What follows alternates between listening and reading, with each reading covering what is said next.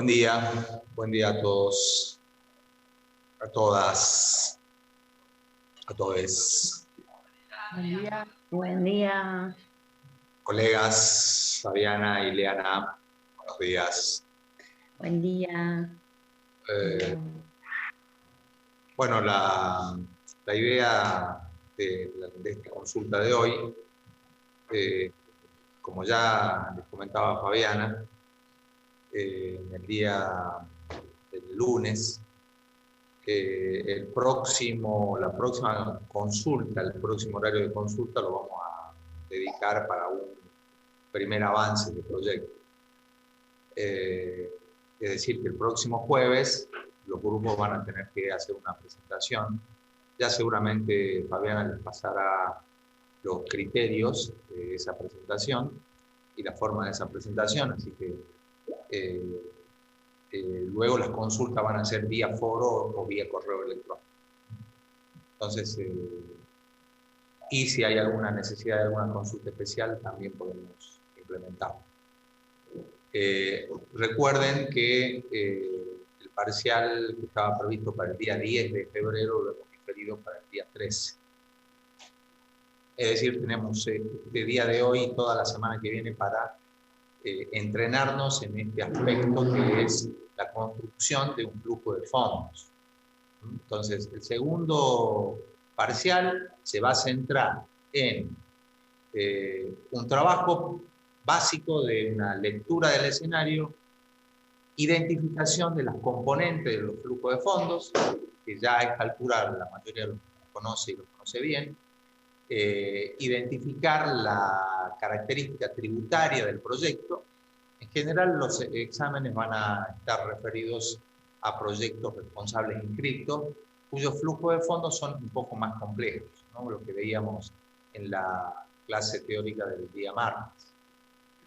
Vamos a construir, sobre la base de la información que obtengamos, un flujo de fondos como el que analizamos. Igual el día de mañana vamos a tener un avance. Primero vamos a tener una pequeña introducción teórica a los indicadores financieros de rentabilidad, no muy extensa porque todo el material está en la bibliografía que ustedes tienen, y luego vamos a pasar a mostrar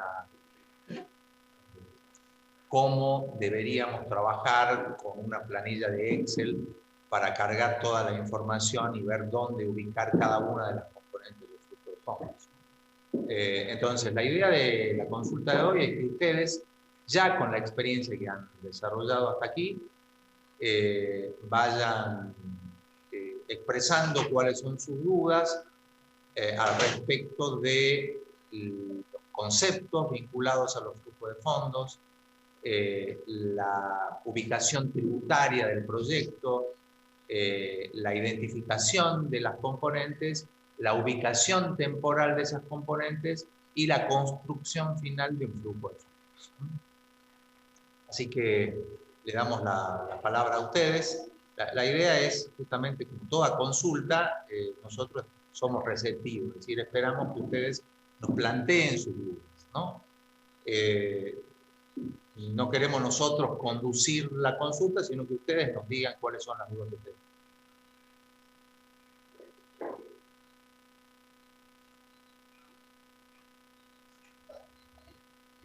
Bueno, al respecto de lo que dice Guadalupe, las patentes pueden o no ser depreciadas en el tiempo, ¿no? No significa que una patente en sí mismo pierda valor, como puede ser una camioneta, ¿no? Recordemos, la patente conforma lo que nosotros llamamos inversiones en activos nominales. Los activos nominales son intangibles, es decir, son bienes que no puedo tocar. Son trámites administrativos preparatorios para el desarrollo de un proyecto, es la capacitación, es la llave de negocios, son las patentes. Las patentes es una autorización de uso de una tecnología, ¿no? Entonces, yo, por ejemplo, puedo desarrollar una tecnología para resolver el problema de los suelos empetrolados. Eso yo lo registro y registro el procedimiento técnico y automáticamente tengo la patente para usar. Si alguien quiere usar mi tecnología, tiene que pagarme a mí por el uso de esa patente, ¿no? Prácticamente más del 85% de las patentes tecnológicas hoy están ubicadas en los países del primer mundo, los países desarrollados. Por eso nosotros somos dependientes un poco de eso. Al respecto de la consulta específica, recuerden ustedes lo siguiente. El proyecto o un proyecto de inversión no tiene la potestad de definir qué es lo que puedo yo depreciar y qué es lo que no puedo depreciar, ¿no? En general, esto depende mucho de la legislación tributaria, porque como ustedes saben, la depreciación no es un flujo de fondos, pero sí tiene efectos fiscales. Por ejemplo, puede haber alguna legislación que no autorice a la depreciación de ningún bien, es decir, que la depreciación no pueda ser utilizada como deducible, ¿no? Si a mí me autorizan a depreciar una patente en el tiempo de vida útil de la patente, eso me va a permitir a mí usar esa depreciación como costo deducible y poder pagar menos impuestos, ¿no? Por lo tanto, digamos, siempre que nosotros trabajamos en proyectos, o lo hacemos nosotros o contratamos a un equipo de contadores que es el que me va a decir de alguna manera cuál es la ubicación y si algún bien en particular puedo o no depreciar y si la depreciación puedo o no utilizarla como un costo deducible. Entonces siempre estén atentos a los escenarios. Las patentes en muchas legislaciones tributarias, incluso en la Argentina, también está sujeto a un proceso de depreciación en la vida útil de la patente. Es decir, el que a mí me vende la patente, me la vende para usarla durante un cierto tiempo y pago por el uso de esa patente en ese tiempo. En general no la pago como una inversión inicial, es decir, en el momento cero, sino la voy pagando anualmente hasta que se agota la patente, ¿no? No sé si se entiende eso.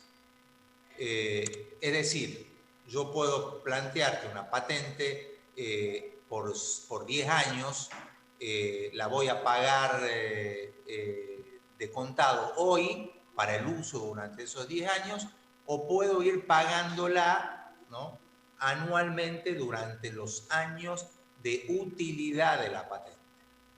Ese costo en particular, cuando aparece en el periodo cero y me autorizan a depreciar, yo voy a calcular la depreciación como la calculamos la depreciación de cualquier bien y vamos a poner la depreciación como un costo deducible, ¿no? Si la patente se paga en cuotas anuales, directamente vamos a poner el pago de la cuota anual de la patente como un costo deducible, ¿no? Directamente. Pero en el caso de que yo haga la inversión y compre la patente, como comprar una camioneta, ¿no? Fíjense ustedes que ese bien de capital, que es un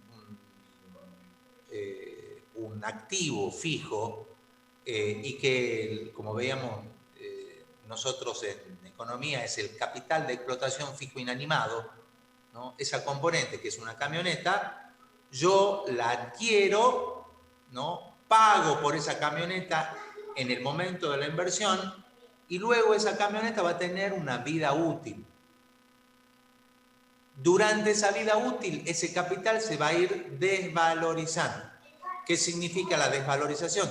Que va a perder, ¿no?, valor o va a perder una importancia para su uso hasta que se agote ese valor.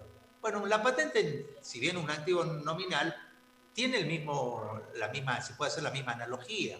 Es decir, la compro en el momento cero y ese capital, ¿no?, en este caso un activo nominal, se va a ir desvalorizando. Si mi patente la puedo usar durante 10 años, al cabo de esos 10 años, al final de su vida útil, ese activo va a valer cero, ¿no? No tiene valor. decir, no puede ser negociado, ¿no? Ahora, como ese activo va a ir perdiendo su valor de uso hasta llegar a cero, ese valor anual de la desvalorización yo puedo usarla. Estén atentos a los escenarios, ¿no? El escenario les puede decir que los activos nominales son autorizados a depreciarse y la depreciación del activo nominal puede usarse como costo deducible. En algunos casos no, y no se autoriza su utilización.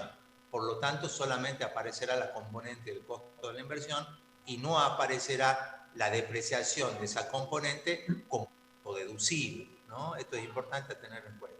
Es decir, importante en este caso particular, leer atentamente el escenario y determinar si los activos nominales son depreciados o no son depreciados y si la depreciación de esos activos nominales pueden ser utilizadas como costo deducible, ¿no?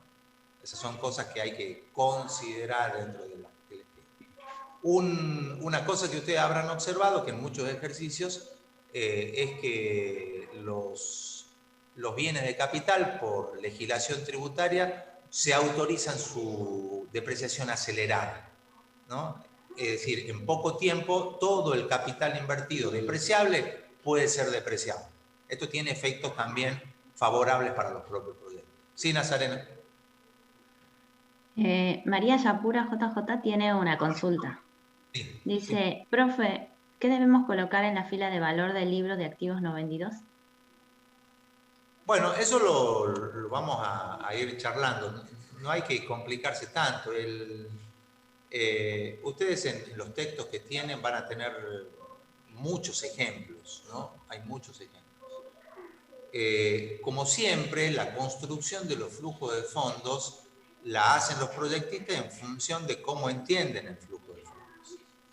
Van a ver algunas palabritas, por ejemplo, valor en libros de activos no vendidos, ¿no?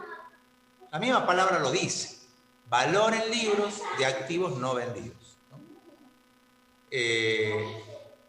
Como dice Zapac, Chaín y Vaca Urbina, nosotros tenemos que registrar todos los bienes que son susceptibles de tener un valor de salvamento al final de la vida útil del proyecto. Tenemos que registrarlo a todos. Aun cuando no tengamos una expectativa racional de venta de ese activo. Si yo tengo expectativa de venta e información sobre venta de activo, voy a poner el valor de mercado, el valor de venta de ese activo. Pero si no, tengo que registrar igual el valor de salvamento de esos activos. ¿Cómo lo voy a registrar? Le doy un nombre, el nombre que ustedes quieran, en realidad, mientras ustedes entiendan qué es lo que están diciendo. Valor en libros de activos no vendidos, ¿no? Entonces, si yo tengo una serie de bienes que no tengo información de la venta o no hay expectativa de ventas en el horizonte del proyecto, lo voy a registrar igual. ¿Qué voy a registrar? El valor en libros. El valor en libros, recuerden ustedes, de economía, es la diferencia entre el valor a nuevo menos lo que el bien ya se ha depreciado en el horizonte del propio proyecto. Es decir, un capital que tiene 10 años de vida útil, 10 años de vida útil, ha sido depreciado durante 4 años, le quedan 6 años de vida útil, por lo tanto tiene todavía un valor en el horizonte del proyecto. Eso quiere decir que en libros el valor residual activo contable, ¿no?, que es el valor a nuevo menos lo que se ha depreciado en esos 4 años, es el valor en libro. Ese valor en libro es el que yo voy a registrar como valor de libros de activos no vendidos, ¿no? Entonces ustedes van a ver que hay valor en libros de activos no vendidos, valor de venta, ganancias extraordinarias por venta de activos, pérdidas extraordinarias por venta de activos, ¿no? Una cosa que es importante considerar para hacer este tratamiento del valor de salvamento, para ver dónde ubicamos cada una de las componentes de flujo de fondos, es preguntarse, ¿no?, y mirar el escenario si la venta de activos del proyecto está gravada o no impositivamente. Está gravada o no. Esto es y ha sido un motivo de debate en las cámaras de legisladores al respecto de justamente el ámbito tributario de la venta de los activos, ¿no? Durante mucho tiempo en la Argentina el vender un activo no me generaba ningún efecto fiscal. Es decir, yo podría vender un activo, una casa, un auto, un terreno, sin que eso tenga efectos fiscales. Las últimas modificaciones de nuestra legislación tributaria ha hecho que la venta de los activos, tanto de los individuos, cada uno de nosotros cuando vende un activo, o la venta de los activos de los proyectos, estén gravadas, ¿no? Estén gravadas por algún tipo de impuestos, algún tipo, que puede o no coincidir con el impuesto a las ganancias, que es el impuesto característico de los proyectos de inversión, ¿no? Entonces, desde ese punto de vista, siempre tenemos que tener en cuenta que la venta de esos activos puede o no estar sujeto al pago de impuestos, ¿no? Puede o no estar sujeto al pago de impuestos. Como vimos el día martes en la teoría, tenemos dos situaciones. Cuando el activo que se vende está sujeto a tributos y cuando el activo que se vende no está sujeto a tributos, ¿no? Uno tiene efectos fiscales, el otro no tiene efectos fiscales.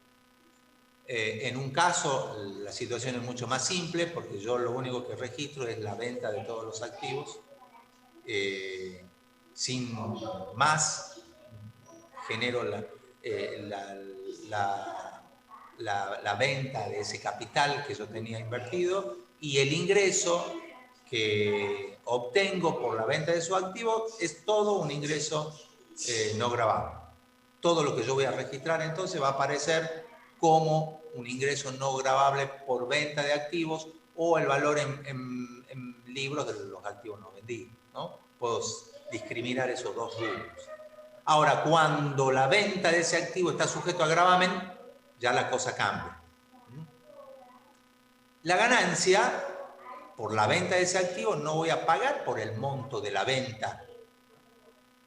Es decir, yo lo vendo a 100.000 pesos, ¿no? Ahora, ¿los 100.000 pesos son ganancia? Le pongo un ejemplo individual, ¿no? Yo tengo un ingreso que es mi sueldo, es mi salario, ¿no? Ahora, yo pago ganancia por todo el valor de mi salario, ¿no? Los 400.000 pesos que gano dentro de la universidad. No.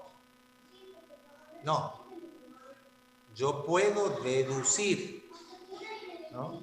Puedo deducir, es decir, puedo restar de este ingreso los costos en los que yo incurrí y que el Estado me autoriza a deducir. El Estado me autoriza a deducir.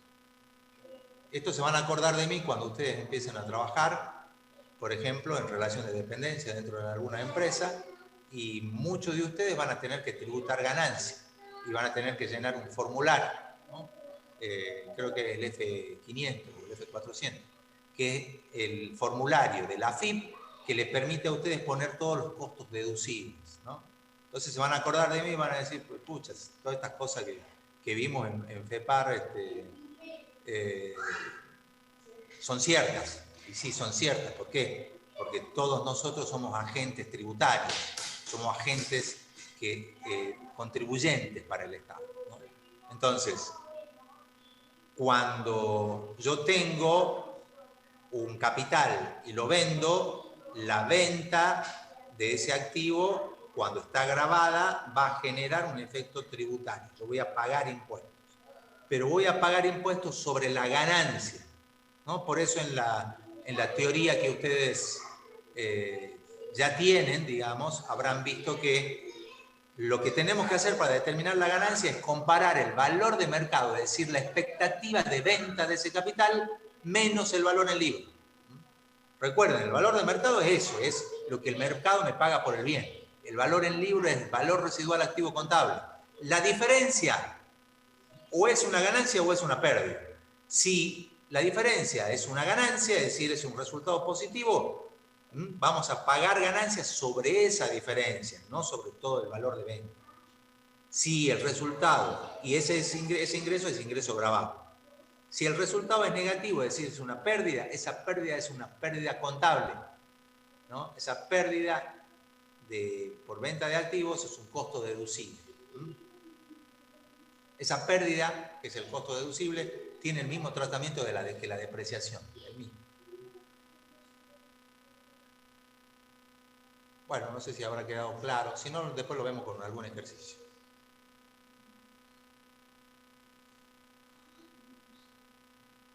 Podemos verlo mañana, a ese tipo de esquemas. ¿Sí? Estamos atentos a nuevas preguntas.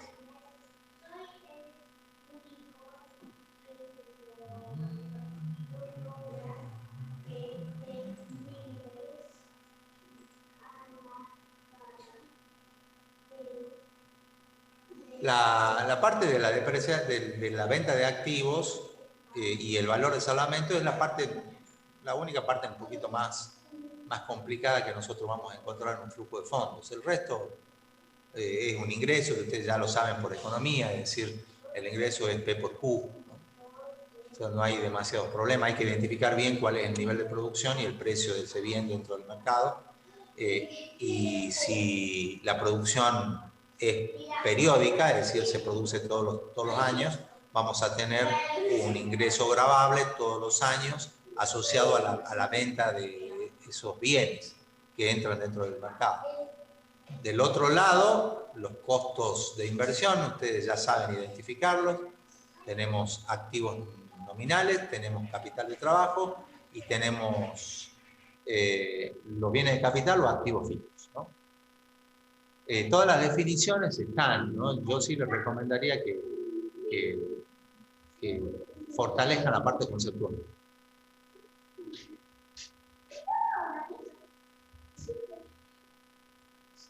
Ya JJ le mando los datos a Ile. Ya está ahí. Hola, JJ, tengo una consultita. Sí, como no. Queríamos habilitar para grabar y no encontramos el link que vos nos mandaste para habilitar la reunión, porque es distinto al que mandamos al que nos mandaron ellos. No sé cuál usaste, porque no lo puedo abrir tampoco desde el Classroom porque se abre el vínculo directamente. ¿Tenés el dato de número de reunión o idea, algo así, para que nos puedan habilitar? ¿El número de reunión? Ajá. ¿De esta reunión en la que estamos? Sí, porque no lo encontramos por ningún lado en el aula y no son los links. ¿Te acuerdas que yo mandé los links de la semana, digamos, para todas las clases y no coincide ninguno con el que estamos? Entonces no sé qué pasó. Como un aula fantasma. No lo encontré. Paralela, en un universo paralelo. Sí, en un universo paralelo, entonces no sé qué pasó.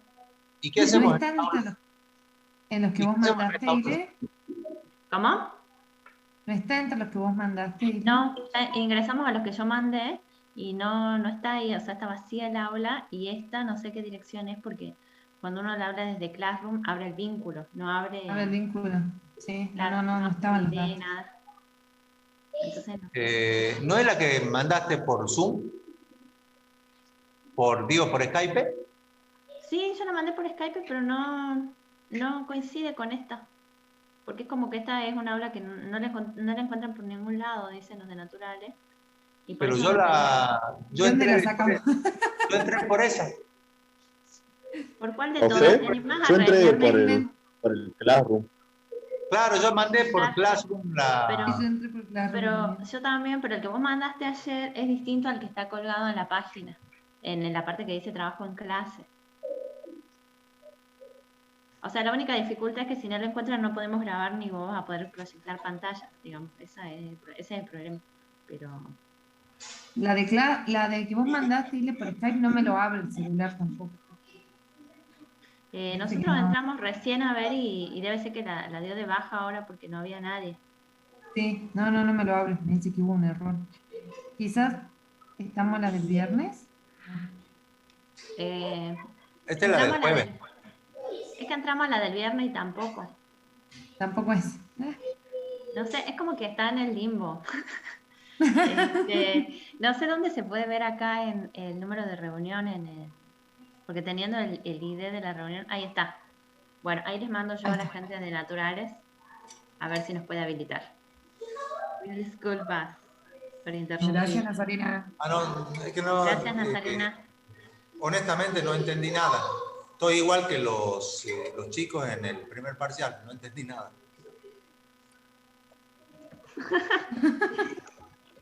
Bueno, ahí les mandé, así que calculo que ya nos habilitarán. Bueno, ahí está el... Ahí está, Nazarena lo puso. Gracias, Nazarena. Bueno, Cintia, a ver, veamos las consultas. Te leo si querés. Cintia Fernández dice, profe, cuando dice que la depreciación es acelerada, ¿quiere decir que en el horizonte del proyecto 4 años el valor de salvamento es 0? Claro, ahí es importante, está bien la pregunta de Cintia. ¿Por qué? Porque hay muchas cosas a tener en cuenta acá. Recuerden que dentro de las inversiones de los bienes de capital, en particular en esos bienes de capital que son los tangibles, tenemos la tierra, tenemos sus mejoras, tenemos el capital de explotación fijo vivo y fijo inanimado, tal la componente gruesa de la inversión, ¿no? En general, la mayoría de los proyectos, esa componente es la componente de mayor peso, ¿no? ¿Puede cambiar? Sí, pues hay proyectos donde de repente los activos nominales pueden superar ampliamente el valor de los bienes de capital, ¿no? Pero en general, en la mayoría de los proyectos, el grueso de la inversión está en los bienes de capital, ¿no? En los bienes de capital. El bien de capital, como vimos nosotros en economía, lo podemos dividir en dos grupos. Aquellos que están sujetos a desvalorización en el tiempo, ¿no? Aquellos que están sujetos a desvalorización. Esa desvalorización está dada por la obsolescencia, es decir, una desvalorización tecnológica, o la pérdida de capacidad de satisfacer necesidades, es decir, la desvalorización por el uso que le vamos a dar durante un cierto tiempo. El desgaste de las componentes de ese capital, ¿no? Una vivienda se desgasta, un auto se desgasta, una camioneta se desgasta, un motor se desgasta.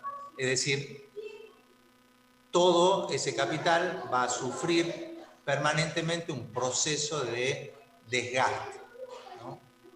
Ese proceso de desgaste nosotros lo podemos registrar monetariamente, ¿no?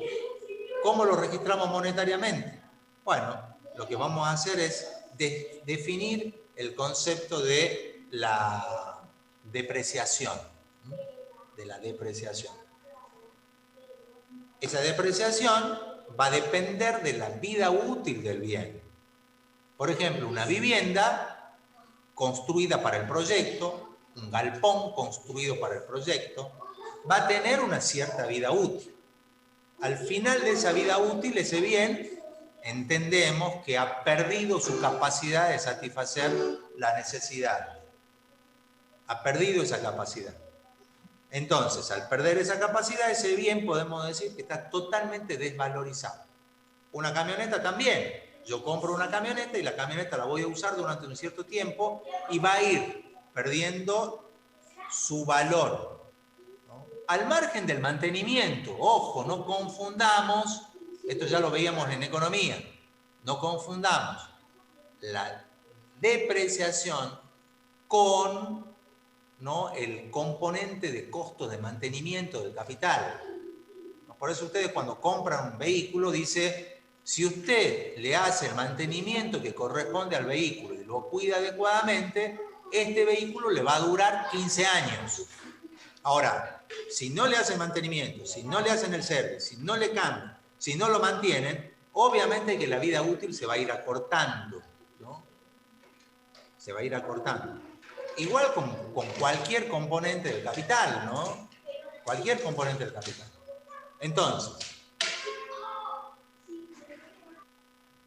la vida útil de un bien puede exceder el horizonte del propio proyecto.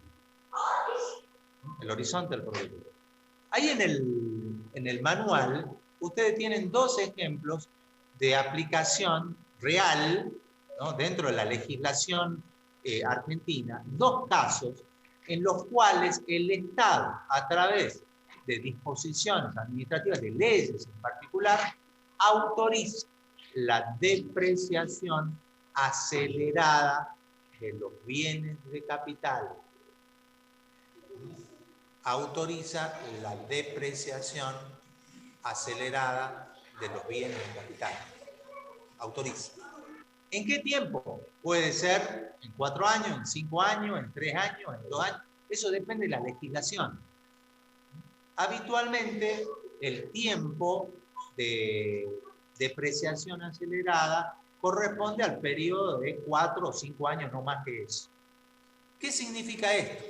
Que todo el capital que yo tengo invertido, que está sujeto a depreciación, es decir, aquel capital que dura 15 años, a mí el Estado me autoriza a utilizar como periodo para depreciar 4. Eso es variable. Nosotros en los ejercicios lo ponemos en 4 para que cierre con el horizonte del proyecto. Pero eso tienen que leer la legislación, ¿no? Si alguna vez les toca en un proyecto que el Estado tiene mecanismos de incentivo para esos proyectos, autorizando la depreciación acelerada del capital, fíjense en el periodo que le está diciendo el Estado, ¿no? No se acuerden del escenario del parcial. El escenario del parcial es un escenario ficticio, ¿no? Entonces, la realidad es la realidad que surge a través de una ley. La ley de promoción minera es un típico caso de utilización de la herramienta de la depreciación para incentivar las inversiones mineras. El otro caso particular que ustedes han visto en el manual es el caso de la ley de incentivo forestal, que también autoriza la depreciación acelerada de los bienes de capital.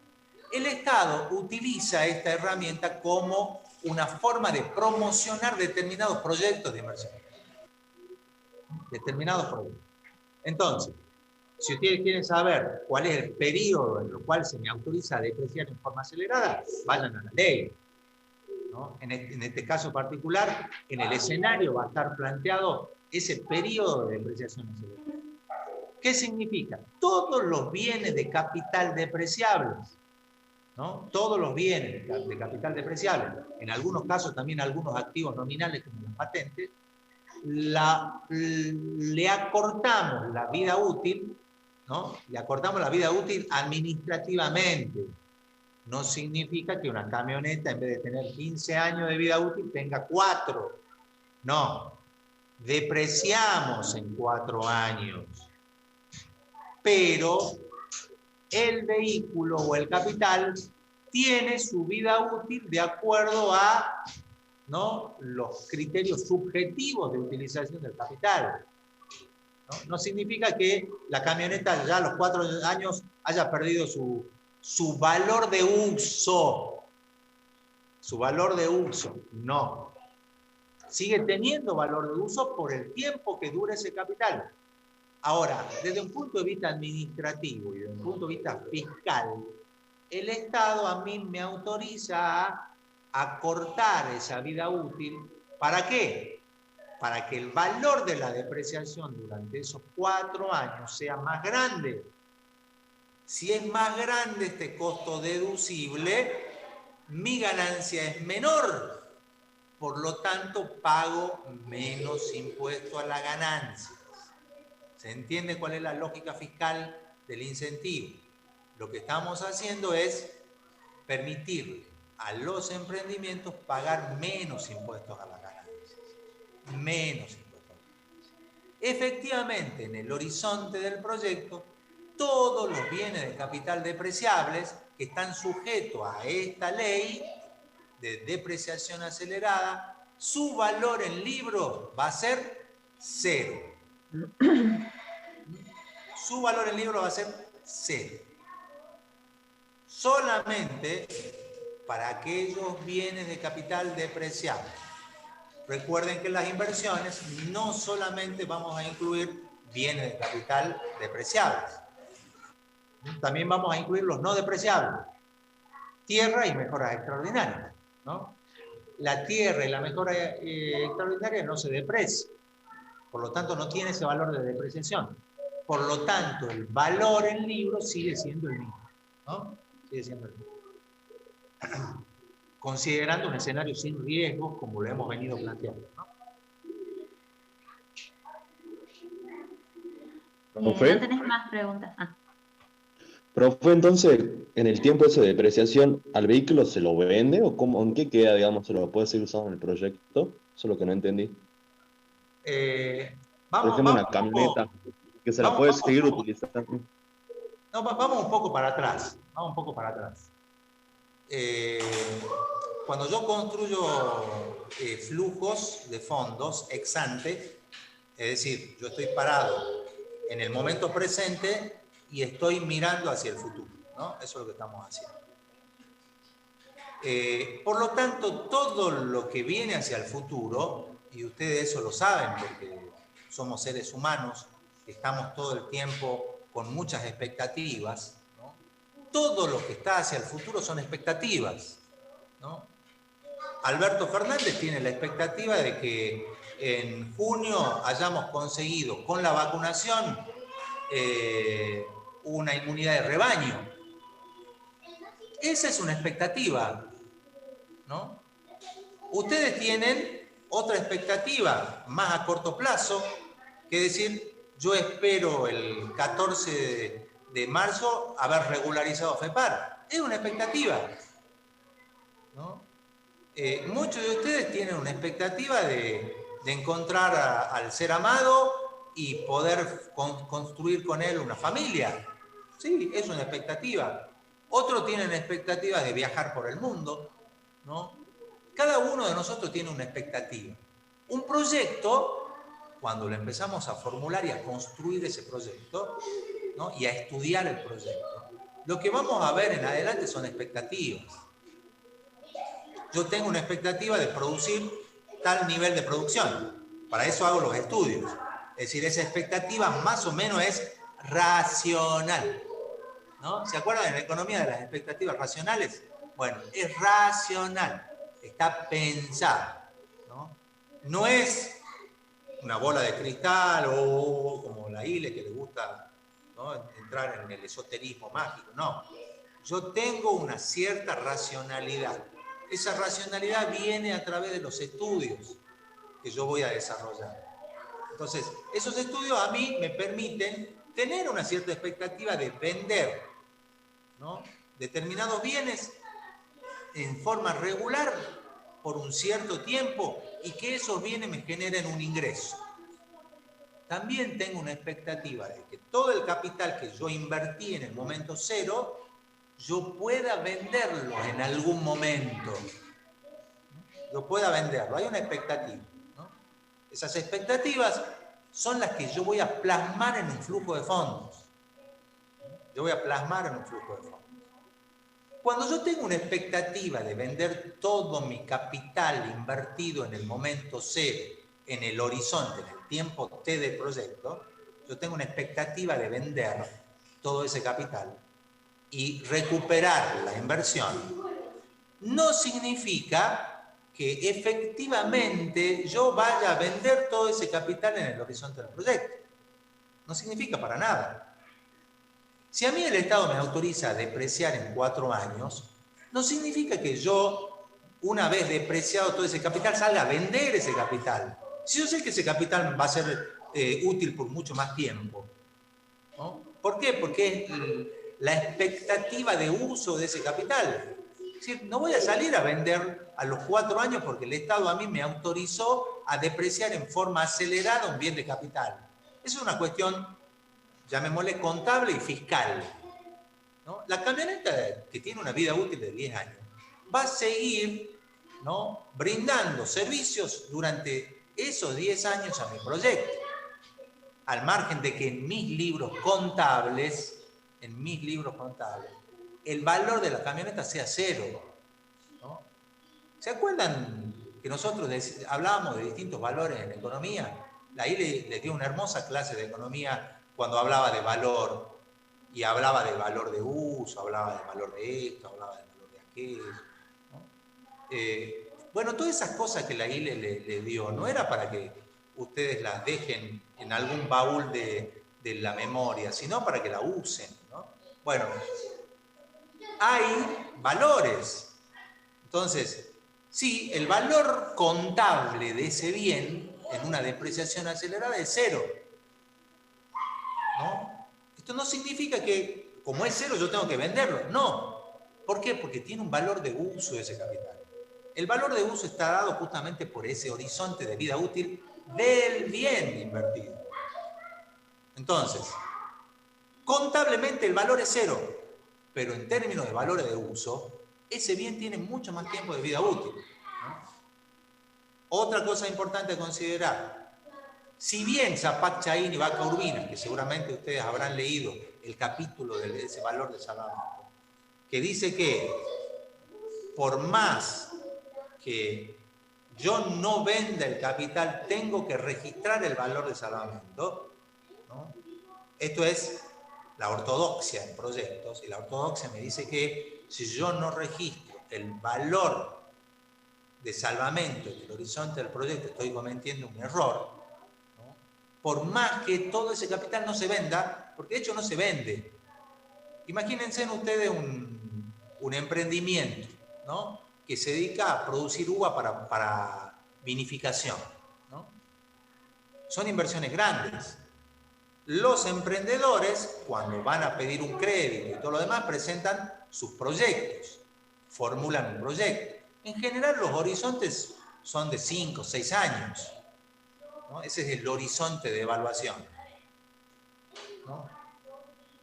Ese proyecto de horizonte de 6 años, donde yo en el horizonte voy a poner el valor de salvamento, no significa que a los 6 años yo venda mi emprendimiento. No. Yo sigo produciendo. Pero hay una expectativa de que si yo decidiera cerrar mi proyecto en el horizonte del proyecto, mi expectativa es vender y recuperar toda la inversión inicial, o parte de ella, y a los valores que corresponda de esa inversión. Esto es importante considerar, porque muchos dicen, yo en el horizonte del proyecto tengo que vender todo el capital invertido. No, no vendo el capital invertido. Tomaré la decisión en el horizonte cuando llegue a ese horizonte. Ahora, ex ante, en el momento 0, yo defino un ciclo de proyectos y cierro el ciclo con 2 inversiones. Abro con una inversión, cierro con otra inversión, ¿no? Invertir es eso. Es dar vuelta, modificar, ¿no? Comienzo con una inversión, termino con otra inversión. La primera inversión, inmovilizo circulante, dinero, y la inmovilizo incorporando bienes de capital. La última inversión, lo que hago es, todos esos bienes inmovilizados, los movilizo y los transformo nuevamente en un flujo de fondos. Ahí cierra el proyecto, ahí cierra. Abrimos con una inversión, cerramos con una inversión. Ustedes van a ver que en la praxis es muy común que ese valor de salvamento no se lo considere en general. No se lo considere. Esto, dice Zapac Chaín y Vaca Urbina, es un error. Es un error. Es un error que me va a generar que el valor de la rentabilidad sea mucho menor del que realmente es, ¿no? Mucho menor del que realmente es. Entonces, para yo saber cuál es la verdadera rentabilidad de mi proyecto, tengo que incluir ese valor de salvamento, por más que yo en el horizonte no venda nada y continúe produciendo. Es lo que normalmente sucede, ¿no? Eso es lo mismo como que quisiéramos añadir al flujo de fondo los costos muertos, digamos, antes de la inversión, ¿o no? No, costo muerto es otra cosa. No, esto no son... Porque no es lo que se hace en la preinversión eso. ¿Qué es lo que se hace en la preinversión? O sea, cuando vamos a hacer flujo de fondo, no tenemos que tomar en cuenta lo de la preinversión, sino ya empezar del tiempo 0, digamos, a armar el flujo de fondos sería. Yo así leí, digamos, pero eso mucho no lo entendí, pero es lo que entendí.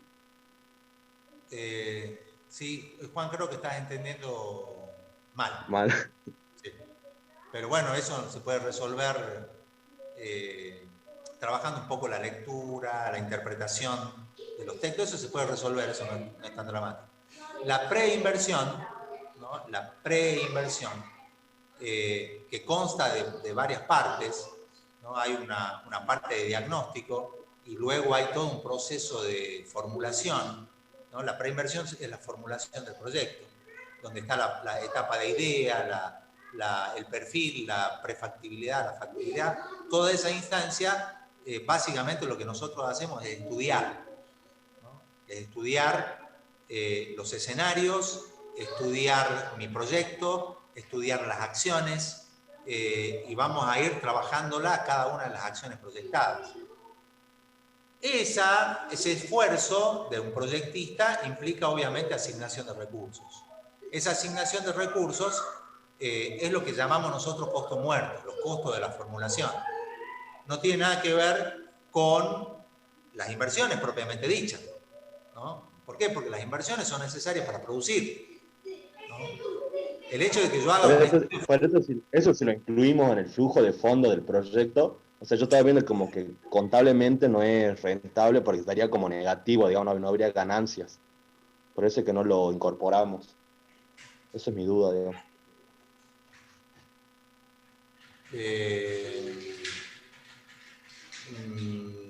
Me cuesta entender tu lógica, Juan, pero a ver, veamos. La formulación son estudios, ¿no? Yo contrato gente, equipos. Me hacen los estudios económicos, los estudios financieros. Ustedes como profesionales del ambiente van a trabajar en un área de estudio que son los estudios de impacto ambiental y social. Muchos de los colegas hoy están trabajando en esa área. Es un área de estudio, ¿no? Ahora, ese estudio ustedes lo van a realizar sobre la base del proyecto y van a cobrar por ese estudio, ¿no? Esa plata que el proyecto o el emprendedor va a poner para que ustedes hagan los estudios y le den la información, esa plata es un costo muerto, ¿no? Ojo, ahora si del estudio de impacto ambiental y social, del estudio, surge que el proyecto tiene que incorporar inversiones, por ejemplo, tengo que construir una planta de tratamiento de efluentes, esa inversión sí va a incluirse dentro del proyecto y va a formar parte de las inversiones en bienes de capital del proyecto. Pero el costo del estudio no. El costo del estudio no. ¿Por qué? Habrán leído por ahí que los costos muertos son ineludibles. Efectivamente ineludibles. ¿Por qué? Porque por más que se haga o no el proyecto, yo el estudio lo tengo que pagar, ¿no? O sea, yo como profesional del ambiente hago un estudio y le entrego el estudio, yo espero que esa persona me pague el estudio. Después, si el empresario hace o no el proyecto, no es mi problema, ¿no? Por lo tanto, ese costo para el empresario es ineludible. Ineludible, ¿no? Ese costo no se incorpora como inversiones del proyecto. Ahora, lo que surge del estudio, sí. Si yo al empresario le digo que va a tener que invertir en el momento cero y luego va a tener un costo operativo de gestión, que es el plan de gestión ambiental, tanto las inversiones como el plan de gestión, que es el que va a poner en funcionamiento cuando el proyecto esté operando, esas componentes de costo sí, porque son costos que van a incurrir en el momento que el proyecto se desarrolle. Este es el eje central, ¿no? Y ahí aparece el costo muerto. Cuando nosotros empezamos a hablar, desde el inicio de la consulta, todo lo que estamos hablando son costos en los que yo voy a incurrir en el futuro. No son costos pasados, son costos en los que yo voy a incurrir. La venta de activos en el horizonte es un ingreso estimado. sí lo voy a percibir si yo vendiera todo el capital invertido. Es decir, son componentes que efectivamente son componentes que pueden constituir flujo de fondos de proyectos. Hoy proyectados o presupuestados, pero luego en el tiempo serán flujo de fondos ejecutados. Cuando pase el primer año de la inversión, al final yo voy a tener un flujo de fondos ejecutado. Antes tengo un flujo de fondos proyectado. Si transcurre el primer año de la operación, al final del primer año de la operación, yo voy a tener un flujo de fondos ejecutado, ¿no? Quiere decir que ya se ha generado. Ahí puedo empezar a comparar entre lo que yo proyecté y lo que yo ejecuté, ¿no? Proyecté, ejecuté. Antes, proyectum, ¿no? A veces nos cuesta mucho abstraernos, ¿no? Tiene que hacer un ejercicio de abstracción importante. Yo el proyecto no lo veo todavía. Los proyectos que ustedes están formulando, ustedes no lo están viendo solamente aquí, en su mente, y lo están trabajando en el papel, pero el proyecto no está ejecutando, no lo veo materialmente. No lo veo materialmente. ¿Qué lo estoy viendo? Lo estoy viendo en el papel, lo estoy diseñando, lo estoy pensando. Estamos proyectando, ¿no? Ese ejercicio de abstracción, si no lo pueden hacer, chicos, y va a ser un poco complicado entender lo que es proyecto de inversión. Es importante que hagan ese clic, ¿no? Piensen en sus propias vidas. ¿Ustedes no proyectan? ¿No proyectan un viaje de vacaciones, por ejemplo? Bueno, ahora en pandemia está difícil, pero ¿no proyectan un viaje de vacaciones? ¿No proyectan un asado el fin de semana? ¿No proyectan la salida en una fiesta clandestina? ¿No la proyectan? Eso es proyectar. Ahora, yo pienso un montón de cosas que van a suceder. Ahora, cuando estoy en la fiesta clandestina, empiezan a suceder cosas. Son cosas que yo proyecté y algunas cosas sí y otras cosas difieren. Proyecté emborracharme en la fiesta clandestina. Listo. Proyecté escapar de la policía cuando llegue en la redada y no me pude escapar.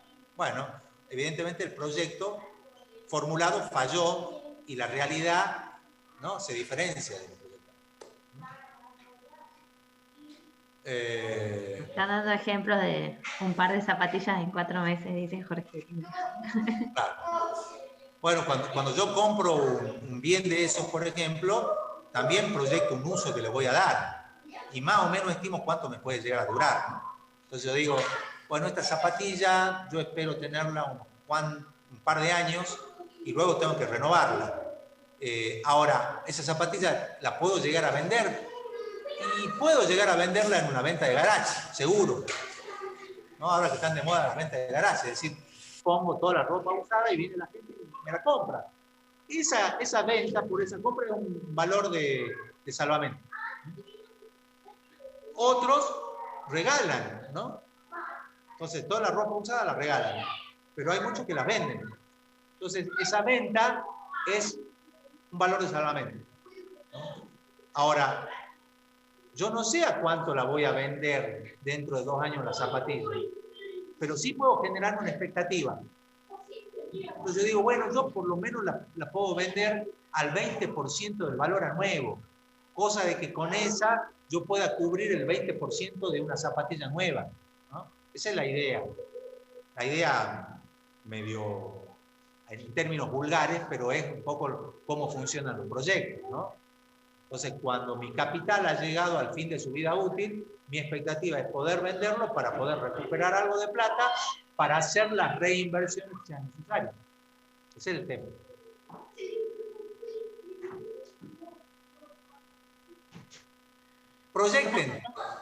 Proyecten, ¿no? Traten de pensar. Proyecten su carrera. ¿Ustedes están proyectando su carrera o no? Eso también, proyecten. Sí, sí, Ileana Jiménez. Te queda acá una pregunta en el tintero de María Yapura. Dice, en el caso de la tierra, ¿el valor a libro es igual al valor, el valor a nuevo? Bueno, ahí está de nuevo, ¿no? Lo que yo proyecto, mi expectativa, lo que yo deseo y lo que sucede en la realidad, ¿no? Supónganse que yo tenga una expectativa de recuperar el valor de la tierra. Como los escenarios que nosotros planteamos y planificamos son escenarios sin riesgos, ¿no? No hay riesgos, no hay riesgo inflacionario, no hay riesgo de desvalorización de la tierra, no hay riesgo de nada. Entonces, mi expectativa es, al menos, recuperar de la tierra el valor de compra de la tierra original. Si la tierra no se desvaloriza conceptualmente, el valor de la tierra en el momento cero va a ser igual que el valor de la tierra en el tiempo t. Por lo tanto, mi expectativa es recuperar ese valor. El mercado me puede decir otra cosa, el mercado inmobiliario, ¿no? Entonces, yo tengo la expectativa, si compré la tierra a $1.000.000 de pesos, venderla a $1.000.000 de pesos. Cuando yo ejecuto el proyecto y llego al horizonte y me pongo a ver cuánto vale la tierra, y la tierra puede haberse desvalorizado, ¿no? ¿Y por qué? Ustedes saben cuál es el valor de la tierra porque lo vimos en la economía. El valor de la tierra depende de la renta que la tierra genere, ¿no? Hoy la soja está aumentando, por lo tanto el valor de uso sojero de la tierra, es decir, la renta sojera, está generando un efecto sobre el valor de la tierra y la tierra está aumentando su valor, ¿no? Entonces puede suceder que en vez de venderla al valor de hoy, en el futuro la tierra esté, ¿no?, sobrevaluada, ¿no?, ha aumentado su valor. También puede suceder que el mal uso que yo le doy a la tierra, ¿no?, los peritos que vienen a analizar van a decir, no, esta tierra ha perdido este servicio, se ha degradado esto y por lo tanto no vale lo que valía hace 10 años atrás, vale menos, ¿no? Entonces, en los ejercicios que nosotros vamos a trabajar, salvo que en el ejercicio se les plantee otra cosa, el valor en libro de la tierra va a ser igual en el horizonte del proyecto. Recuerden que la tierra tiene un valor de venta también, ¿no? Por lo tanto, yo voy a tener un valor del libro de la tierra que va a ser igual al valor de compra en el momento cero del proyecto, pero esa tierra puede tener un valor de mercado que va a diferir del valor en libro, ¿no? Es decir, la tierra puede apreciarse, ¿sí? Imagínense, yo compro un terrenito donde no había nada. Al cabo de un cierto tiempo, ese terrenito tiene un tendido eléctrico, un tendido de gas natural, un tendido de cloaca, tiene esto, tiene cable, tiene aquello, tiene un asfalto, tiene esto, tiene aquello. ¿Ese terreno vale lo mismo? ¿Vale lo mismo ese terreno? No. ¿Se acuerdan de las externalidades de signos positivos que estudió Marshall? ¿Se acuerdan de Marshall? ¿No? Nuestro querido Marshall. Bueno, ¿por qué? Obviamente que hay externalidades de signos positivos que generan un valor. ¿Se acuerdan del método de los precios hedónicos? ¿No? ¿Se acuerdan del método de los precios hedónicos? O sea, un terreno sin servicios tiene un precio, un terreno con servicios tiene otro precio, ¿no? Obviamente. Esos son los valores adicionales que van creando y aumentando valor. Bueno, hay expectativas. Todos son expectativas, ¿no? Sí. Usted como lo dijo recién, todo es sin riesgo. ¿Y qué pasaría si nos vamos a ¿qué pasa si nos vamos a la realidad donde, bueno, hiciste devaluación de la moneda y Ya lo vamos a la ver. inflación es muy alta? ¿Cómo se le incorpora en el flujo de fondos? Eso ya lo vamos a ver más adelante cuando analicemos escenarios con riesgos.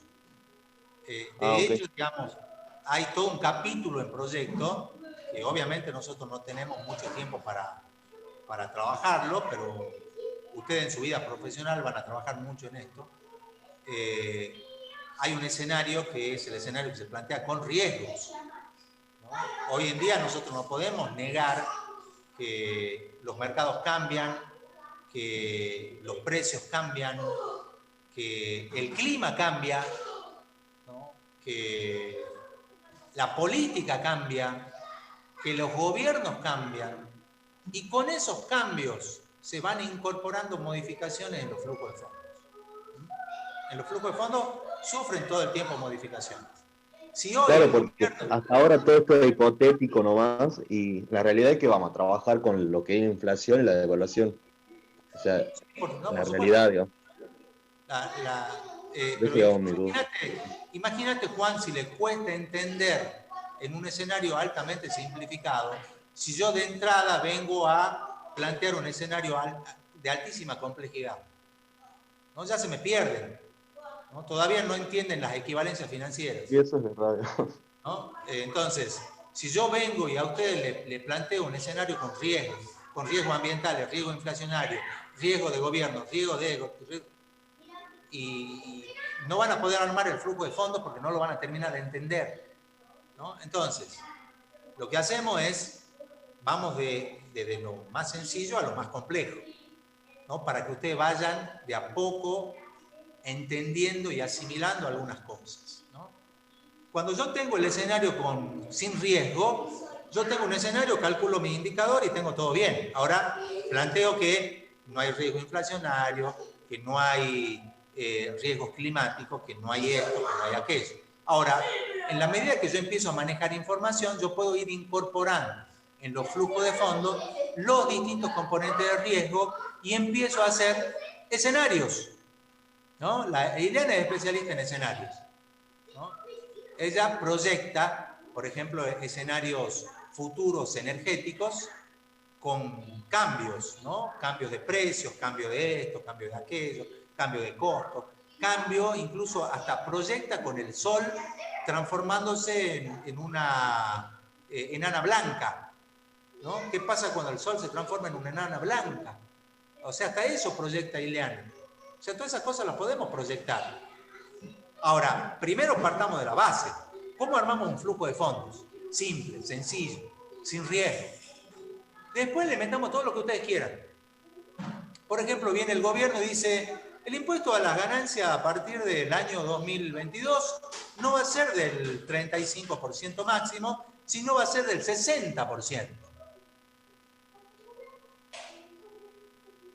¡Chan! ¿No? Y uno dice, wow, ¿y ahora qué hago? Mi flujo de fondos con un solo tema cambió completamente. Ahora, a ese riesgo yo lo puedo incluir, ¿no? Y lo modifico.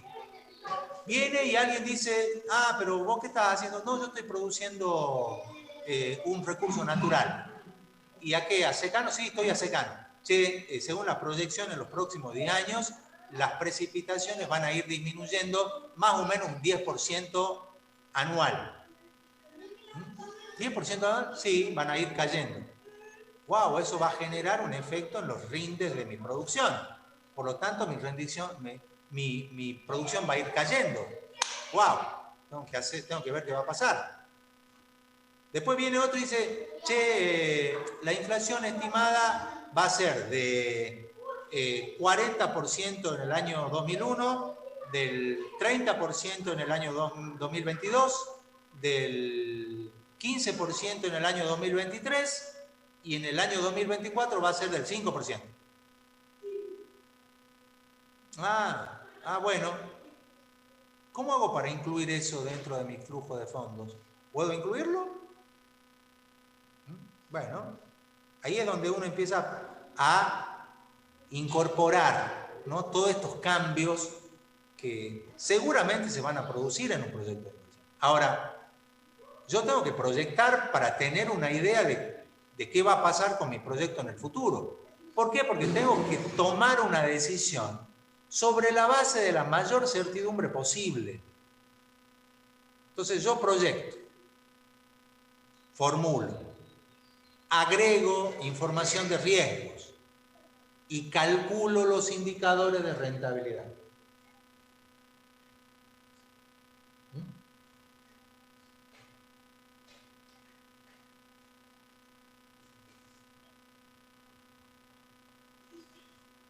Señor.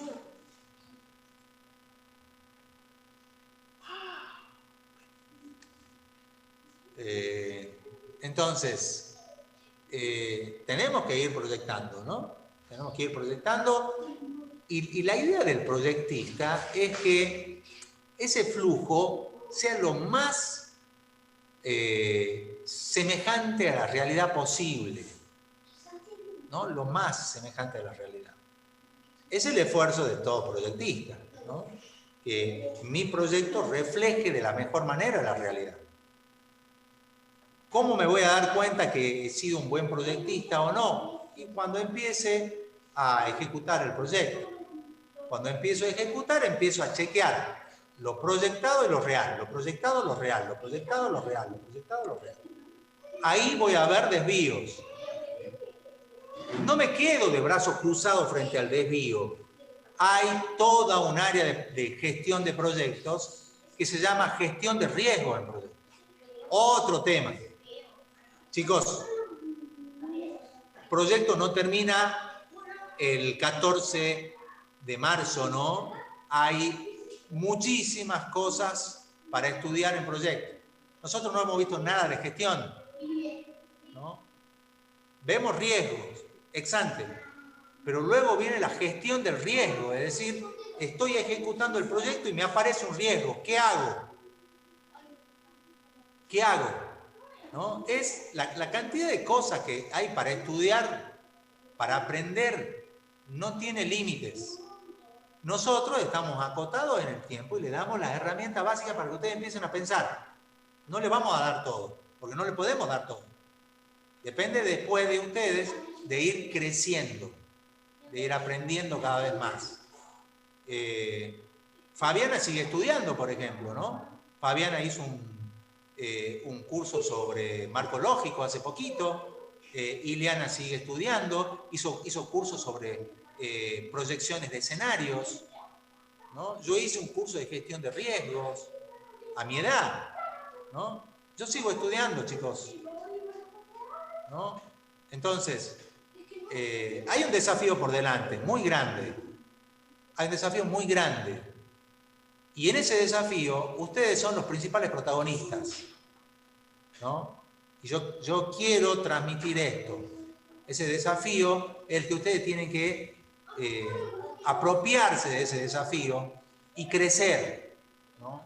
La única forma de crecer es con mucho esfuerzo, sacrificio, pero además con la pasión de aprender. Y con la pasión de que cada vez que uno aprenda un poco más, está mejor preparado para resolver los problemas cada vez más complejos que hoy tiene la sociedad, el ambiente, la humanidad toda. Entonces, ese es el camino. ¿Otra pregunta? Ya estamos transcurriendo la primera hora de consulta. No hay más preguntas, JJ.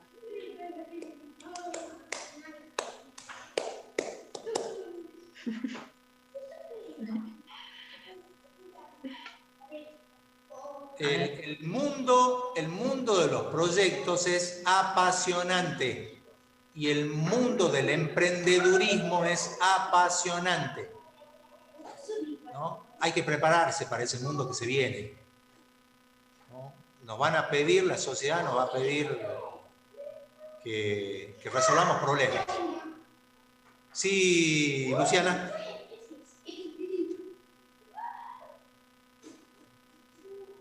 Luciana está conectando el audio, va a decir algo.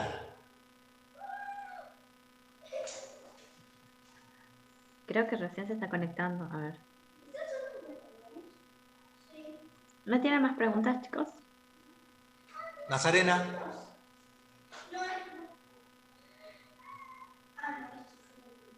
Sofía. Jorgelina dice que tiene una consulta sobre la corrección del TIC. Bueno, sí, es cierto, yo me olvidé de decirles que también pueden hacer algunas preguntas sobre el TikTok. Sobre el TikTok. Si no hay preguntas teóricas, bueno, Fabi ya se nos está yendo, pero está Ileana, que puede evacuar alguna de sus consultas. Y estoy yo, que puedo incorporar más confusión a esto, a este apasionante mundo de los proyectos. Bueno, Jorgelina, no sé cuál es la pregunta que querés hacer. La pregunta es si somos del grupo 3. Yo creo que sí. Sí.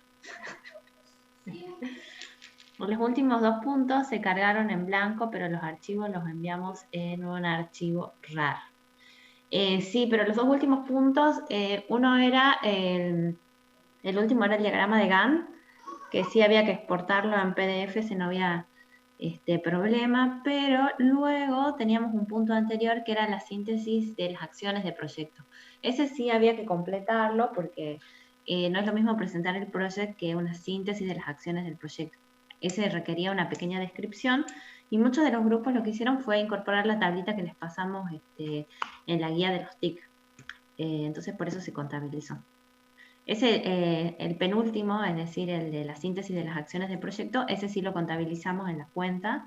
Y el otro, bueno, lo ideal hubiera sido que se pegue un JPG ahí, pero bueno, si habían mandado el archivo RAR, estaba igualmente como el archivo en un RAR estaba igualmente como válido, pero lo que sí tenían que hacer era la ejercitación de exportar el diagrama de Gantt en un archivo de PDF, ¿sí? Para empezar a trabajar con la generación de informes que vamos a ir viendo más adelante. Dice Quiquinto Batalla, dice, profe, en mi grupo de taller hay varios chicos que dejaron. Se lo comunicamos mediante un mail o le avisamos por mensaje a la plataforma. Hagan un mail informando quienes no siguen cursando para que nosotros actualicemos las planillas. Eso es algo muy importante porque después nosotros cargamos la aprobación del proyecto y eso en general les dura un año de cursado, ¿sí? Entonces, por favor, infórmenos por mail. Bueno, ahí el profe igual les contestó que sí, por favor, envíen. Bueno, no sé si tienen alguna otra duda. ¿Sí? ¿Juan? Sí, el grupo número 1, Ajá. el lunes en el TIC, usted había dicho que nosotros nos habíamos excedido de palabras en 2 ocasiones. Nosotros nos volvimos a juntar para hacer esas correcciones y no estaban bien. Estaban bien, o sea, estaban justas las palabras. Es más, había 2 palabras menos, digamos.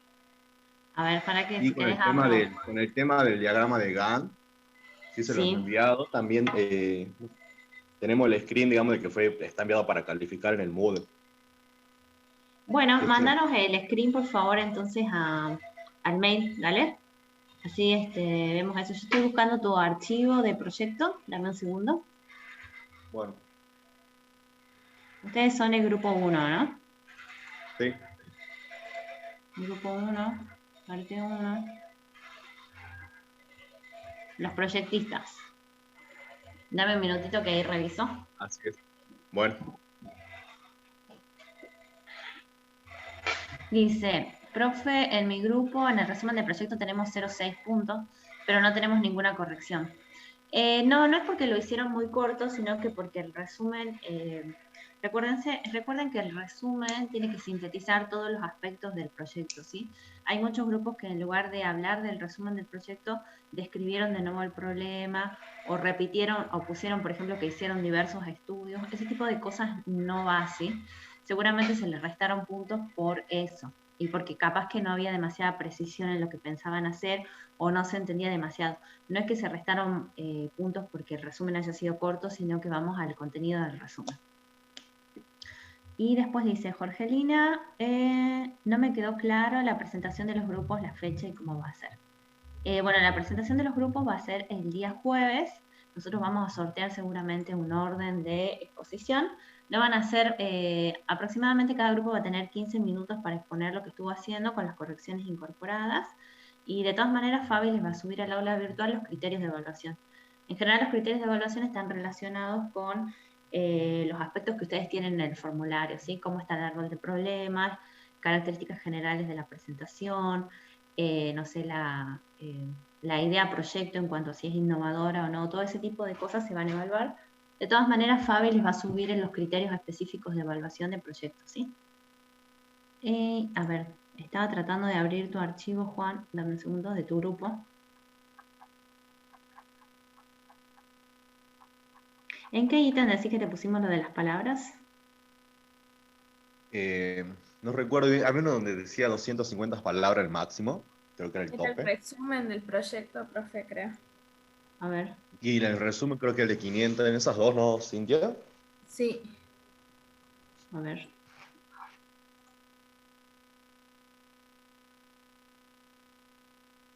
Dame un segundo, que me tira error. Bueno, lo revisamos y si no, le sumamos puntos. A ver, acá hasta acá. Y la foto, profe, el screen le mando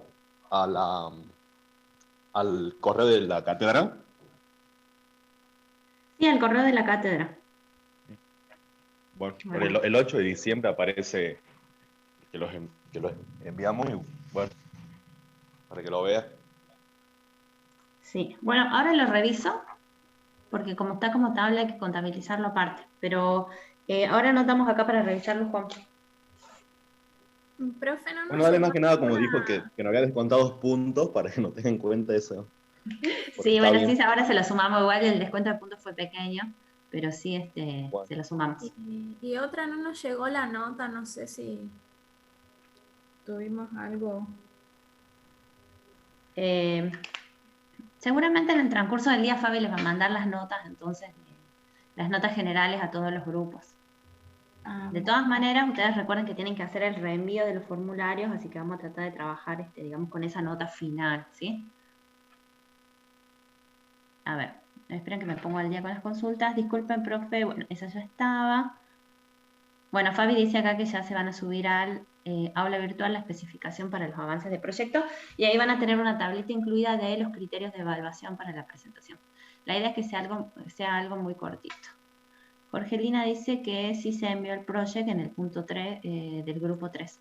Ahora lo vamos a revisar porque me parecía raro. Hay grupos que sí lo mandaron.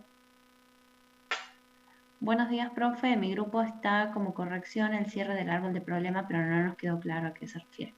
Lo que pasa es que si al final, acuérdense que se tiende a cerrar el árbol de problemas. Es decir, encontrar un efecto general asociado a todos los efectos que se presentan en el árbol de problemas, ¿sí? Entonces la idea era ver eso porque eso también nos sirve después para la formulación del objetivo, que es algo importante, ¿sí?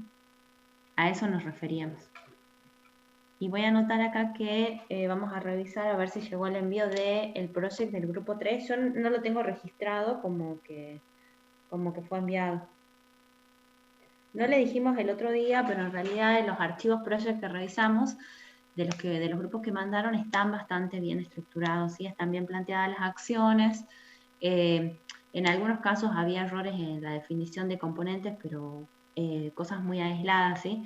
Los principales problemas estuvieron, como les dijimos con Fabi, enfocados en la parte de la formulación del árbol de problemas, el árbol de resoluciones, la definición de las metas del proyecto, ¿sí?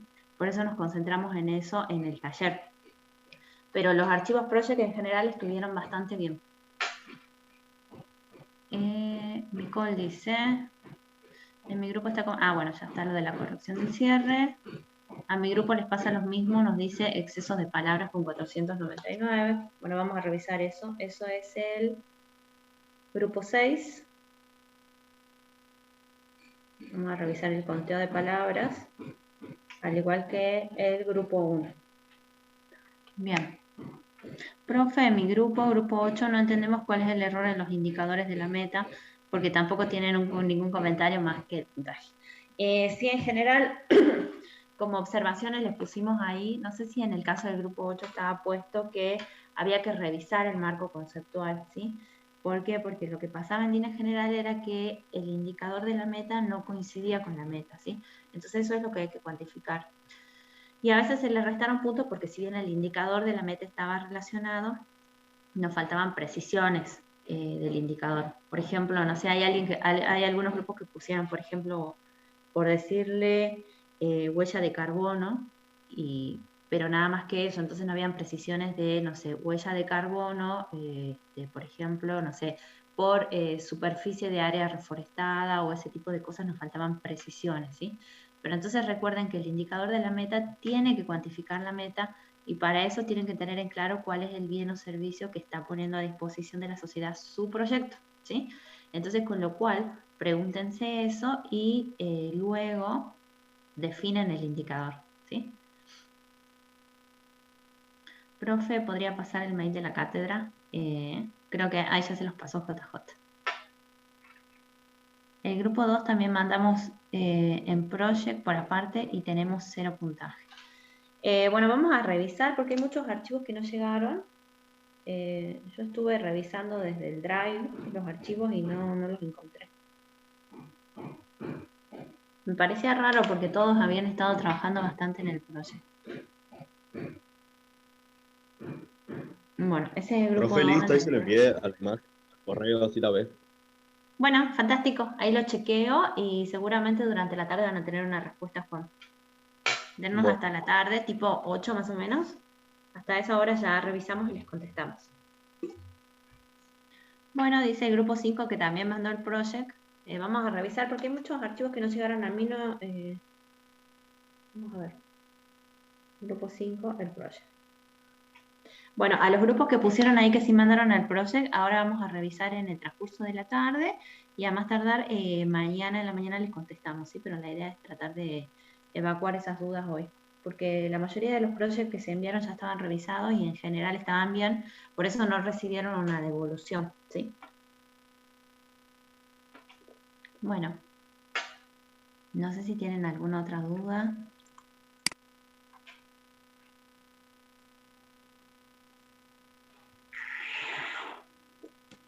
¿Cómo le está yendo con la construcción de los flujos de fondos?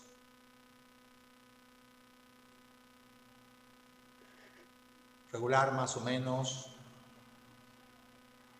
Hagan su archivo de Excel y tenganlo listo para el parcial. Mañana igual vamos a hablar un poco de los indicadores de rentabilidad, una primera parte, y después vamos a mirar una planilla de Excel muy sencilla con un escenario, digamos, ¿no? Como para que vayan armándolo. Podemos tener planillas muy interactivas también, ¿no? Lo que decía Fabiana el martes, hay muchos cursos que la facultad incluso está implementando para manejar Excel. Recomendación, chicos, ustedes ya están en 4º año de universidad y un ingeniero no puede salir sin manejar con bastante solvencia, diría yo, una planilla de cálculos como el Excel, ¿no? No pueden salir. Es algo que se los van a exigir en cualquier lugar donde ustedes trabajen, sean trabajadores independientes, sean trabajadores en relación de dependencia en algunas empresas, sea que estén trabajando en el gobierno. El planilleo es esencial y el manejo de datos, de información y procesamiento y postprocesamiento de la información es fundamental, fundamental. Así que está bueno que aprovechen este contexto de armar el área financiera y armen una matriz financiera en una planilla de Excel, con planillas auxiliares, ¿no? En la propia planilla. Entonces pueden tener varias hojas y una hoja de costos operativos, otra hoja de costos de inversión, otra hoja de ingresos y después vincular todo. Cosa que ustedes cambien una cosita y automáticamente se les cambia todo, ¿no? Obviamente el que tiene manejo avanzado puede hacer los macros del Office Excel que les permite prácticamente hacer de todo, ¿no? Pero si no, con las herramientas básicas que tiene el Excel tiene herramientas de cálculos de indicadores de rentabilidad también, así que es muy práctica y muy útil para trabajar. Así que, recomendación, vamos por más. Nunca menos, siempre más.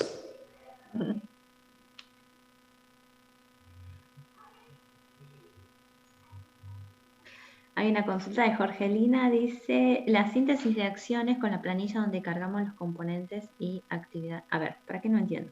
La síntesis de acciones es con la planilla donde cargamos los componentes y actividades. Sí, Jorgelina, ¿se acuerdan que cuando nosotros les pasamos la guía del TIC, le hicimos una planillita que decía componente, acción y una pequeña descripción, ¿sí? Se supone que la síntesis de las acciones deberían incluir, por ejemplo, ese cuadrito. No es obligatorio incluirlo, pero sí es una forma recomendable y ordenada de hacerlo, porque además es una información que ustedes ya tienen. Entonces, porque se supone que hicieron esa actividad. Lo único que deberían hacer entonces es copiar y pegar ese cuadro en el formulario, ¿sí? Lo que les pedimos ahí es una síntesis. Recuerden que ustedes en el project tienen desarrollada un poco más las acciones, ¿sí? Y además las tienen vinculadas y tienen que cargar los tipos de dependencia. Entonces estamos evaluando dos cosas diferentes, ¿sí? En la síntesis de las acciones vemos la coherencia general de los componentes con las acciones y una descripción de las mismas, ¿sí? ¿Por qué? Porque nos pasó con algunos grupos que vimos que, por ejemplo, la descripción no coincidía con lo que supuestamente se menciona en la acción que se va a hacer, ¿sí? Entonces, lo que nosotros queremos ver es eso, una pequeña síntesis. Luego tenemos... Dame un minutito. Bueno, espero que te haya quedado resuelta la duda, Jorgelina. Cualquier cosa nos avisas. Y Nicolás Vilte dice, este es para ti, JJ, creo. Profe, Sí, en el caso de... En realidad los escenarios van a explicitarse. Es muy común que las capacitaciones sean activos nominales que se producen en el año cero, es decir, la capacitación del personal antes de la etapa operativa. No obstante, si hay alguna capacitación que aparece como capacitación continua, que de hecho es lo que sucede en la mayoría de los proyectos de inversión, le vamos a explicitar en el escenario que hay proceso de capacitación año por año.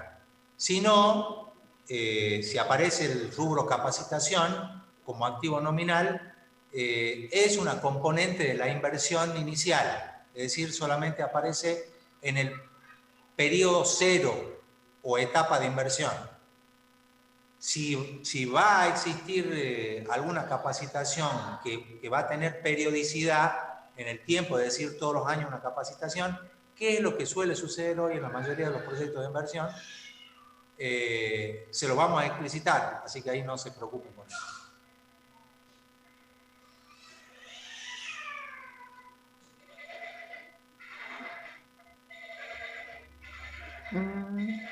Parece que no hay más dudas.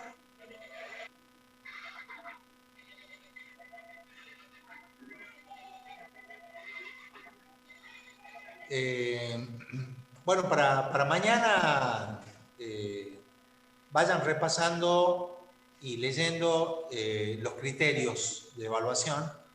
Vamos a ver el MAN, TIR, relación beneficio-costo, tiempo de recupero de la inversión. Vamos a ver esos indicadores y vamos a ver esta planilla que le vamos a proponer para ir resolviendo algunas cositas. Pero ustedes pueden armar sus propias planillas, ¿no? Es muy personal el tema de los flujos de fondos del proyecto. Cada proyectista tiene su propia planilla, ¿no? Y en función de cómo maneja. ¿Qué pasa, no? ¿Qué pasa? No.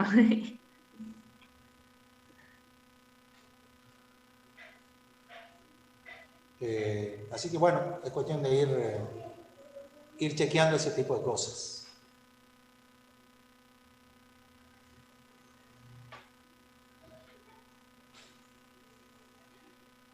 Y si no hay más dudas, no sé, ¿alguna más? ¿Algo? En el chat no hay nada, JJ. No sé si alguien... Profesor, otro tema, ¿sabe al respecto de de la vuelta a la presencialidad? Con respecto a la presencialidad, les comento, yo averigüé, le mandé un correo a Julio Nasser. Julio Nasser me envió el protocolo que se presentó ante el COE de la provincia y en el Ministerio de Educación de la Nación.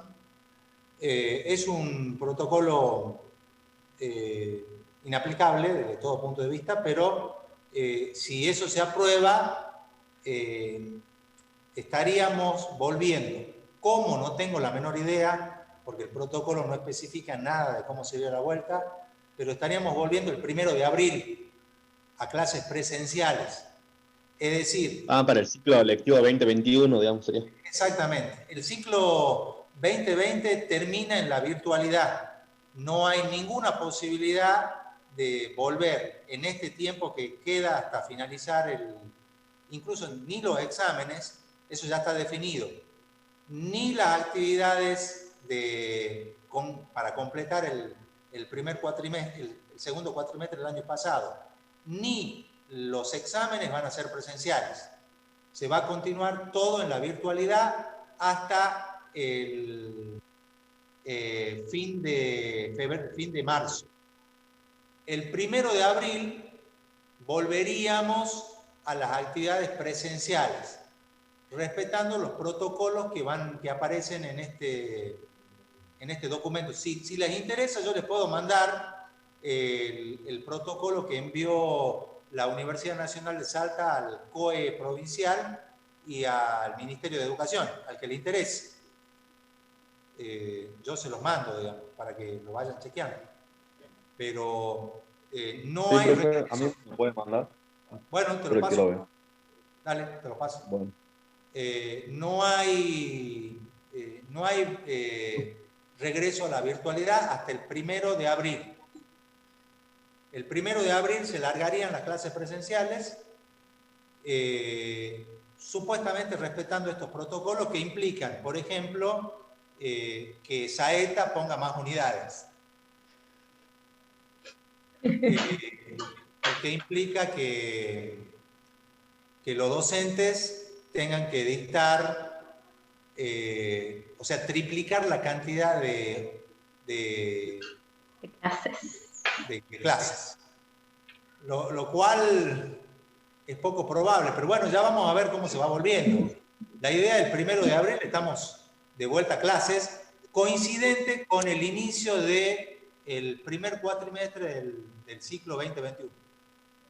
Coincidente. Todavía no hay mucho más, no se sabe nada. La verdad que las autoridades siguen dejando mucho que desear con respecto a la comunicación, ¿no? Hay poca y nula comunicación, la verdad, lamentablemente. Pero de seguro que sí, profe, porque ya se confirmaron las vueltas a lo que es primaria y secundaria, o sea, el 1 de marzo. Así que esto de la universidad... Sí, hay todo un tema, ¿no? Porque en algún momento se hablaba de que no iba a haber reducción horaria, después se dijo que sí iba a haber reducción horaria. Saeta todavía no ha confirmado el aumento de cantidad de unidades. Es decir, es muy caótico todo, ¿no? Es muy caótico. Yo que soy padre de 3 chicos escolarizados, va a ser un caos, un caos. ¿Por qué? Porque de nuevo se sigue avanzando sin involucrar a los actores. Esto que ustedes ven en proyectos de inversión, ¿no? La importancia de los actores, ¿no? Acá hay un actor que se ha descuidado sistemáticamente, que son los padres de los hijos escolarizados. La mayoría de los padres trabajan.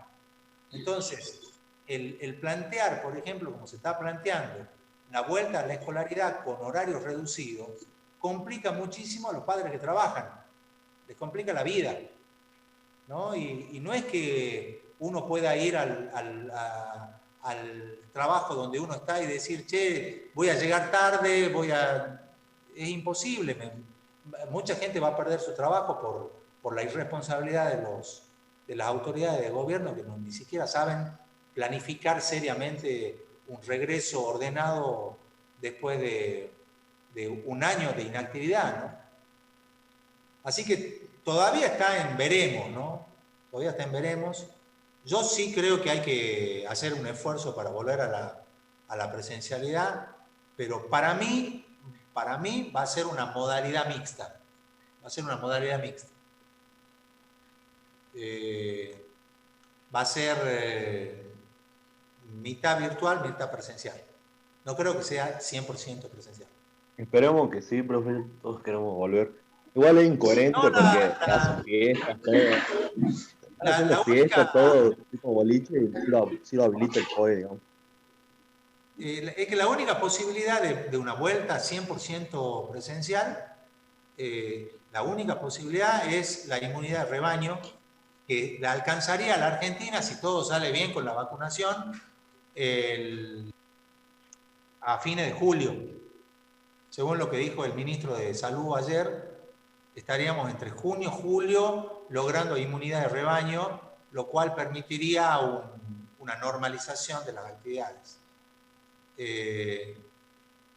Hoy, bueno, después va a leer el protocolo. El protocolo es difícil de cumplir porque le tiran la pelota a los docentes, ¿no? Es decir,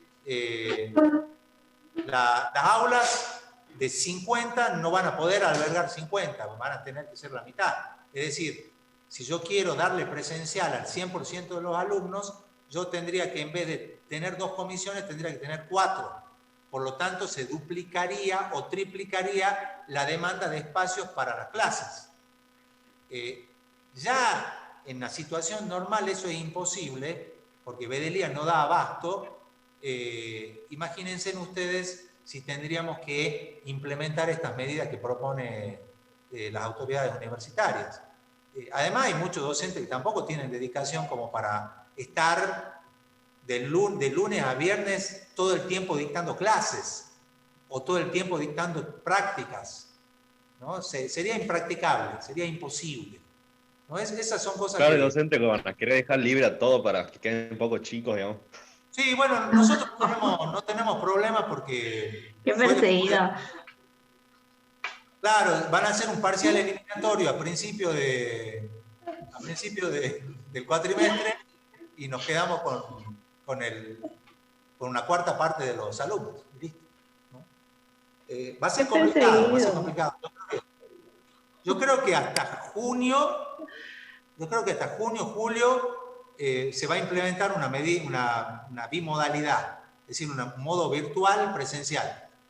Y yo creo que sí, volveríamos, si es que conseguimos la inmunidad de rebaño, en septiembre con agosto, por ejemplo, volveríamos con un dictado ya presencial como hemos tenido siempre.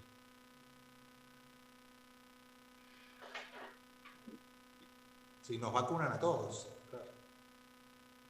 Sí. Bueno, no sé, ¿alguno de ustedes ya pasó por COVID? Ileana ya tuvo COVID. ¿Alguno de ustedes tuvo ya? No sabía que la profe había tenido COVID. Sí, lo que pasa es que ella estaba en fiestas clandestinas, haciendo todas esas cosas. Ay, Jota. Se contagió en una fiesta clandestina.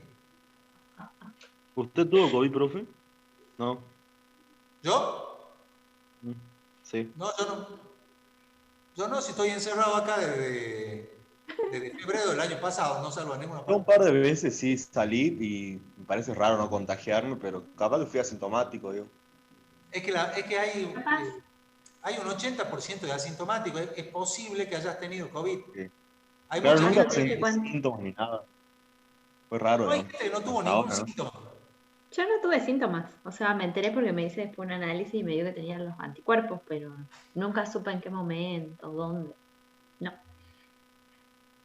Ese es el tema. Bueno, yo sé dónde tuvo Ileana, fue en una fiesta clandestina, seguro. JJ está grabando esto, basta. Sí, es verdad. Esto sale en el... No, Sí, imagínate. Después los titulares docentes se contagian en fiesta clandestina, ¿no? ¿Qué pasa, Salto? Claro, aclaro que no fui a una fiesta clandestina por la duda. No, era sí, clandestina. va a ser...